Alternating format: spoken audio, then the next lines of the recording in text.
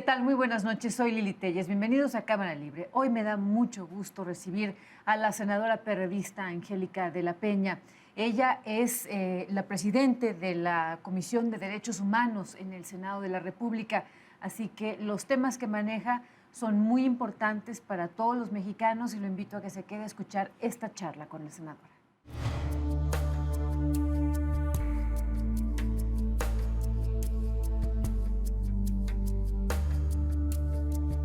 Senadora Angélica de la Peña, me da un particular gusto recibirla aquí por los temas que usted maneja, que son los referentes a los derechos humanos. El gusto es mío, Lili, por la invitación. Muchas gracias. Muy bienvenida. Bueno, trae entre manos una gran cantidad de temas de gran relevancia. Empecemos por este asunto que van a proponer una nueva reglamentación o reformar las cárceles en el país. Sí, estamos a punto de concluir el dictamen de una sola ley nacional para que se definan las reglas, las normas que van a imperar en todos los centros de privación de libertad, sean federales, locales o de alta seguridad. O sea que hasta ahorita todos tienen diferentes reglas. En el ámbito federal y en el ámbito local. Son los dos. Sí, y ahora va a ser una sola ley que va a normar a todos los centros de privación de libertad. Es un mandato constitucional. Esta es una ley nacional que tenemos ya más de 2 años trabajándola junto con distintos entes del gobierno federal y, por supuesto, algunas organizaciones defensoras de derechos humanos, quienes están preocupados de que la normatividad corresponda a lo que la Constitución ya ha avanzado en esta materia de justicia penal. ¿Y qué es lo principal, los puntos principales que a usted le parecen muy relevantes respecto a cómo van a cambiar la forma en que operan las cárceles? Bueno, en primer lugar tenemos que reconocer que en el país tenemos alrededor de 60-70% de centros de privación de libertad que tienen un régimen de autogobierno. O sea, hacen lo que quieren. Los internos hacen lo que quieren. Esa es la cuestión. Las autoridades simplemente son figuras que no tienen mayor trascendencia y en la mayoría de los casos tendría que comprobarse si pudiesen estar involucradas en este tipo de situaciones que reflejan una corrupción y una impunidad. Entonces tenemos que resolver ese problema. ¿Y cómo van a hacer para que los reos hagan lo que marque el reglamento y no lo que quieren? Bueno, tenemos un hacinamiento, una sobrepoblación en los centros de privación de libertad y eso provoca que haya condiciones para que haya autogobierno. Tenemos pocos custodios en relación al número de habitantes en esos centros de privación de libertad. ¿Por qué? ¿Nadie quiere ese trabajo? Yo creo que falta que se capaciten y esa capacitación y profesionalización, Lili, tengo que decirlo de manera puntual, requiere, entre otras cosas, también que les paguen bien. Si les pagan 3,000 pesos a la quincena a un custodio o 4,000, simplemente no hay un decoro en ese tipo de trabajo. Terminan aceptando los sobornos de los reos. Exactamente, o de los familiares, o cobran por todo, porque entre comida, porque puedan ocupar una sillita o la mesa, qué sé yo. Entonces, me parece que esta ley va a ser muy importante. Está inscrita en todo el marco jurídico que tenemos que tener listo antes de junio, que es cuando entra en vigor la reforma en materia de seguridad y justicia, el nuevo proceso, el nuevo sistema de justicia penal que se reformó en la Constitución en 2008, de tal manera que junto con la Ley de Justicia para Adolescentes son 2 leyes que nos hacen falta para que entremos en la transformación de todo el país a este nuevo sistema de justicia penal. Es definitivamente uno de los grandes retos de México, poner orden en las cárceles, poner orden a los propios reos. Y ahora que habla de los adolescentes, ¿cuál es la propuesta para la justicia penal para los adolescentes? También vamos a hacer una sola ley. Reformamos la Constitución para tener una sola ley que pueda regir a un sistema nacional de justicia penal para adolescentes. Hoy tenemos 33 instrumentos, 32, uno por cada entidad, todos distintos. Es un mosaico. Ninguna ley se parece a la otra. Los chicos que cometen algún delito, alguna afrenta a la ley penal, en un estado por ese mismo delito reciben una sanción de privación de libertad y en otro otra. Entonces, ese tipo de cuestiones tenemos que resolverlas. Además, ¿lo van a unificar en todo el país? Lo vamos a unificar, va a ser una sola ley en todo el país, con las mismas reglas, una misma sanción de privación de libertad por un mismo delito. Para el que comete un delito en Ensenada, Así como es. el que lo haga en Así Cancún. Así es. Y además, medidas alternativas a la privación de libertad con un sistema más benigno, socioeducativo, porque son personas menores de edad. Nos interesa que se ¿Qué reinserten. significa un sistema más benigno para los Más menores de benigno edad? porque son menores de edad, porque son chicos que seguramente ¿Pero tuvieron... benigno en qué sentido? Porque no pueden ser tratados como adultos. Es decir, esa es la gran diferencia. Es un sistema distinto al de adultos porque son personas menores de edad y una obligación del Estado a garantizar sus derechos. Hay una afectación de sus derechos. Nos importa que tengan alternativas para que no sigan el camino de la delincuencia, para que puedan ser reinsertados socialmente, para que puedan tener expectativas de vida. Esa es una responsabilidad por ser menor de edad. Que sí sea posible que un menor infractor salga y no continúe una carrera delictiva. Claro que sí, si hay una restitución de derechos.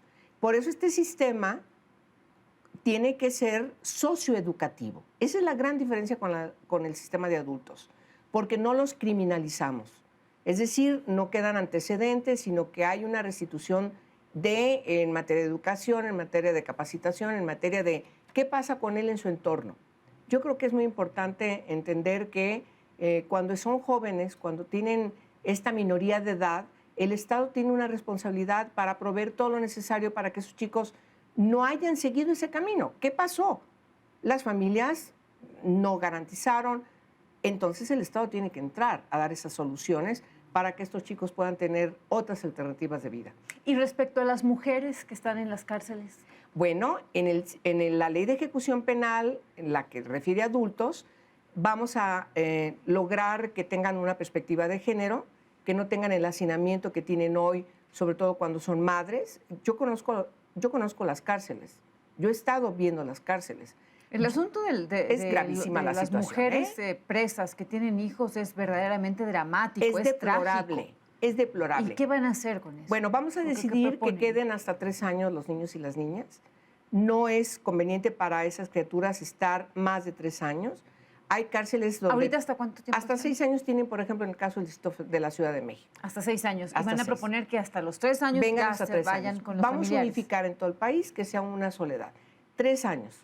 Y hay que tener CENDIs, hay que tener pediatras, hay que atender Es que ¿a dónde esos van a niños. ir después de los 3 años? Son invisibles esos niños y tenemos que garantizar que cuando tengan que salir, ya eso ya no es de esta ley, es una ley que tiene que garantizar la aplicación de la Ley de Protección de Derechos de la Niñez, el Sistema Nacional de Protección de Derechos de Niñas y Niños, que por cierto tiene la jefatura de Ricardo Bucio en el DIF en el ámbito del Sistema Nacional, y tienen que garantizar que estos niños y estas niñas tengan un cuidado por parte de su familia original.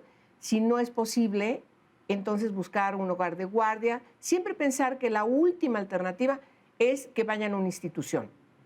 No es bueno para los niños y las niñas estar institucionalizados. Lo bueno, lo correcto que es estar con sus familias. Quienes dicen que es mejor que estén hasta los 6 años porque por lo menos, aunque sea la cárcel, están con su madre. No es bueno porque, mira, los niños a esa edad ya se dan cuenta que están privados de su libertad. Es un asunto grave porque no tienen el mismo desarrollo que tienen los niños que están afuera. Entonces tenemos que garantizar que el desarrollo cognoscitivo, que el libre desarrollo de la personalidad de estos niños y estas niñas, después de esa edad, a partir de 3 años, pueda ser en otras condiciones distintas y lo mejor para ellos, en función del interés superior de la niñez, es estar fuera de un centro de privación de libertad. ¿Todos los senadores están de acuerdo con esto? ¿Se ha politizado mucho? Sí estamos de acuerdo, porque además hemos estudiado mucho. En cada segmento de la ley hemos estado trabajándolo con las instituciones del gobierno. En el caso de nosotros, respecto a los niños, las mujeres, bueno, con las organizaciones de mujeres, con UNICEF, con la gente que tiene la gran experiencia de trabajar por los derechos de la niñez. Y entonces me parece que es importante atender también esos reclamos. Y tenemos que estar estudiando, siempre en función de los tratados internacionales que México ha aprobado, y lo que es mejor para ellos y para ellas. Y ahora, el otro tema enorme que traes es sobre la trata de personas. Ay, Lili, ese es un tema muy terrible. Se da mucho en el país y, Sí. sin embargo, hay pocas personas en la cárcel respecto a este Sí. delito. Sí, la ley que está en vigor, por desgracia, no es una ley que desde la naturaleza penal pueda garantizar eficacia en la persecución de los delincuentes, enfincar responsabilidades penales para que estos delincuentes puedan estar purgando una sanción punitiva de privación de libertad como la que merecen. El problema es muy grave en el país. Tenemos que distinguir que a nivel mundial es el tercer ingreso negro de recursos negros en el mundo. A nivel mundial, la Sí. trata de personas significa el tercer negocio, el tercer negocio más lucrativo, por decirlo así. Después de la venta de armas, después del narcotráfico, lo que sigue es trata de personas. O sea, es armas, drogas y personas. Y trata de El tercer, personas. Trata de personas. Y trata de personas. Entonces hay intereses económicos inimaginables. Inimaginables, porque qué además van a- es un delito transnacional. ¿Y qué van a hacer en México? ¿Qué reglas van a poner? Mira, nosotros reformamos la ley del Senado de la República, la minuta la tiene la Cámara de Diputados, ahora con esta nueva legislatura ya estamos llegando a acuerdos de cuáles son las revisiones que ellos van a hacer y próximamente esperemos que antes de que termine el mes, que este periodo de sesiones del 30 hasta el 30 de abril, ya recibamos esta minuta revisada y por supuesto estamos construyendo con ellos aceptar su revisión para que la aprobemos y vaya al Ejecutivo para su publicación. Senadora, para usted ha sido muy difícil convencer a sus compañeros senadores de reformar todo esto en cuestión de la trata. Sí, pero afortunadamente en el tema de trata hemos estado caminando juntas todas las senadoras, Lili. Pero Todas. ¿y los hombres? Todas de todos los partidos y tenemos también mucha simpatía de muchos hombres que han participado junto con nosotras. Es que ¿quién puede estar en desacuerdo? No me imagino un senador en Las desacuerdo. sacamos por unanimidad en el Senado. Las reformas a la ley de trata las sacamos por unanimidad, no hubo un solo voto en contra. Sería vergonzoso.